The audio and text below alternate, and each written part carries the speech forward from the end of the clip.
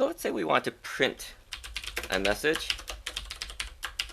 We can do that like this, and you'll see that it prints the string hello.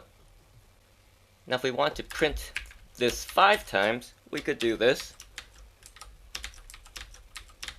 and you will see that it prints 5 times. Now the problem with duplicating code is now what happens if we want to change this from hello to goodbye? Well, we would have to do that in every case. And of course you could use a search and replace to do that as well. But what if we needed to repeat 5 lines of code 1,000 times, and each line of code was different? Well, then you would have a problem, because you would have to retype and modify code over and over again. And so the general rule is you do not want to duplicate code. So here's a simple solution. It's called a loop.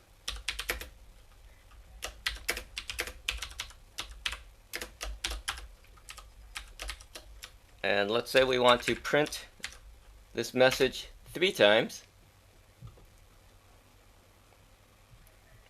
We use what's called a for loop. And a for loop lets you count from any number. In this case, we're counting from 1. We use 3 dots. That means we go from 1 up to and including 3. So we're running this code 3 times. There's a slight variation, which is called a half open range, where you go up to but not including the last number.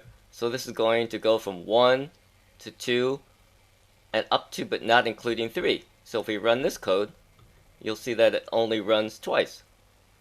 So the 2 options are, you could do a closed range, where you start at a number and go up to and include the last number. Or you do a half open range, where you go up to but not include the last number. And this is how a for loop works. And that's how loops work. It lets you run code over and over again without having to physically type or copy and paste that code over and over again.